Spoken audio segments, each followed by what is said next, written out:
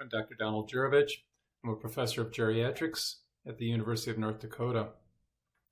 Today we have a presentation on the second part of What Matters, which is one of the geriatric 4Ms. This presentation is brought to you by the HRSA Geriatric Workforce Enhancement Program, and the reference to the website where you can find this lecture and other presentations is listed below. The goals today are to look at the clinical tools that can help us identify and guide what matters most to older adults. We also want to understand life expectancy and how to estimate that. And we also want to consider how to start the conversation about what matters most to older adults. Here's a case study. It's an 80-year-old female with activities of daily living dependency and bathing. She has New York Heart Class 4, which is end-stage heart failure. She comes to the emergency room after a fall and is found to have a fracture of her hip. In her What Matters documentation, it indicates, and the patient confirms it, that she wants to be as independent as possible and as pain-free. And she still would like to be able to see her grandchildren. So given those considerations, what would you think would be the most likely way to align her care plan with her preferences? Would it be to admit her to orthopedics for a hip replacement? Would it be to send her to the medical service for pain management? What about discharging her back to home with palliative care? Or finally, to transfer her to a skilled nursing facility? So of those options, if you selected discharge to home with palliative care, that would be very forward thinking and would definitely align the care preferences of an individual who's in end-stage heart failure with what her primary wishes would be. So part of the action plan for addressing what matters is that you firstly have to check the electronic medical record for advanced directive documentation. But there's more to it than just simply whether to do CPR or not CPR on a patient, or whether they want to be on a ventilator or not. Those are all immediate end-of-life issues. What's more important is to ask about what matters most to them, and you can start part of the conversation by asking if they have family in the area, if they needed help. Are they socially isolated or not? And then you might ask what a typical day is for them. What do they do? I asked an older fellow in my clinic once, what does he do? And he says, I sit all day. And I said, what do you do? He says, sometimes I watch TV. So you can kind of get a clue as to how active the individual is or how sedentary they are and whether there's some additional problems. And then the question of whether they have a durable power of attorney. So you ask them if they have someone that can speak on their behalf if they're not able to. And then trying to find their preferences. What kinds of things do you like to do? Hobbies, seeing grandchildren, travel, and so forth. And then finally, to ask if there's been any changes and they're thinking about their advanced directives if they've already completed them. Another way to approach what matters is to pursue what's called target practice. And you have these different tabs that you can label, and then you ask the patient to put the stickies on, or it could be a magnet, into their first choice goes into the bullseye. And then, for instance, like in the case we said, she wanted to be pain-free, so that would likely go into the bullseye of the target, and then so forth. You put the stickers on outer layers of the target practice to help you triage or prioritize the different elements of what matters to them. So as a healthcare provider, it's important to look at the prognosis. So the first thing I do is to look at whether the patient or older adult looks younger than their stated age. If they do, chances are that they're going to have a longer lifespan than people who look older than their stated age. There is a web-based calculator called ePrognosis that you can go. You can just Google ePrognosis and it'll take you to the website. And there's also chronic disease calculators that help you estimate remaining life expectancy. So for example, somebody with New York Heart Classification 4 heart failure, that those individuals have less than a year to live generally. Functional assessments will also be helpful in determining life expectancy and quality of life. So we want to know the activities of daily living, the ADL, and we want to know the instrumental activities of daily living. And then finally, we need to consider decisional making capacity. Does the older adult really understand what's going on? Can they make an informed decision? So you can calculate remaining life expectancy under healthy circumstances, and this is a table from the CDC Vital Statistics that I refer you to.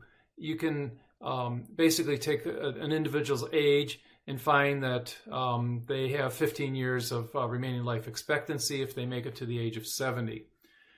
This chart is fairly generous in its calculation of lifespan, and as older adults have multiple chronic conditions such as diabetes, hypertension, maybe osteoarthritis, all of those contribute to a shortened life expectancy. And then if you have some disability or issues with activities of daily living that need help, this number then decreases, the remaining lifespan expectation decreases considerably.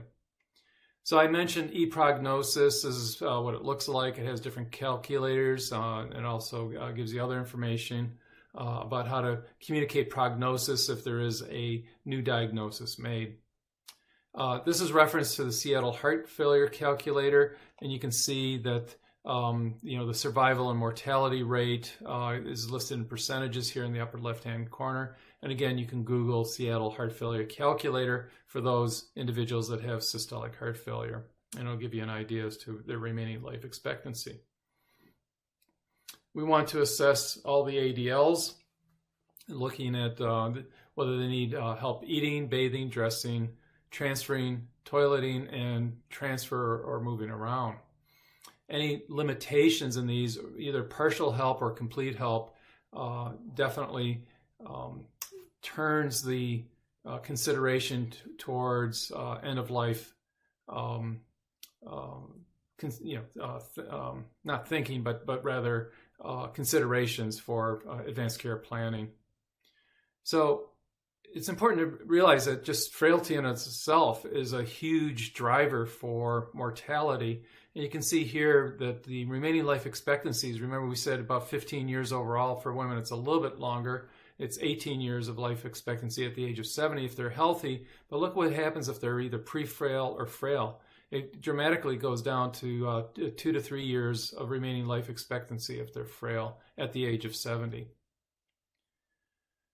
And this just reinforces another fact that as people become slower in their gait speed, they have a lower survival over time. So you can see people that are very, very slow at 0.4 meters per second have a 50% 5-year mortality.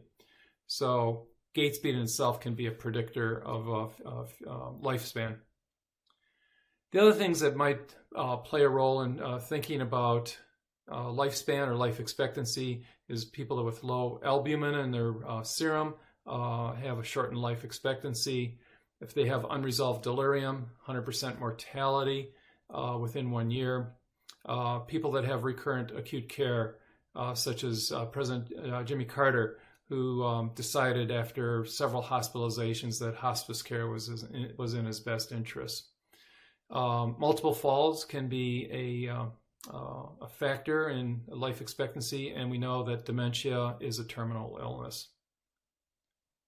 So if you start the conversation, you want to firstly prepare the older adult and their caregiver or family member with the notion that they should identify healthcare goals and then also consider different healthcare preferences. Usually this is done in a quiet setting. It's a set aside either in a conference room or it could be a home visit. There might even be pre-clinical visit paperwork that the individual completes, and I'll show an example of that shortly. So to start the conversation, you can ask what's important to you. You can also ask what makes you happy. And are there any things that you worry about? And so there's a sequence of scripted questions here that you can utilize to just get the, we call them icebreakers. They just get the conversation started. And then there's a little bit of a deeper dive, and you ask things about what are their goals about currently and about the future. You want to identify any fears that they have for themselves or their family. A lot of times individuals say, well, I don't want to be a burden on my family. So it's important to give the older adult homework. So that might be a blank copy of the POST, which is the Physician Order of Life-Sustaining Treatment document. You might give them what's called the Sanford Letter, or you might ask them to update their living will if that had already been done. Or you can give them paperwork for advanced care planning, which is usually available in the clinical setting or online. So the Physician Orders for Life-Sustaining Treatment basically is a short document that just indicates the older adult's preference for whether they want to be resuscitated by CPR, do they want to be on a ventilator, do they want antibiotics, and do they want feeding tubes. Generally, with cognitively impaired patients, feeding tubes are a disaster. In general, they're not very good. There's very little evidence that they prolong life or the quality of life. This is something that you may not be familiar with. It's relatively recent. It's come out, this so-called Stanford Letter Project.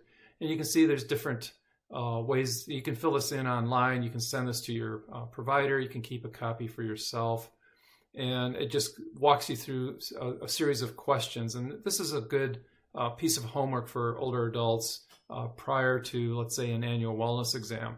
This will really help the allied health professionals and physicians and nurse practitioners understand the key elements of what the older adult is thinking of.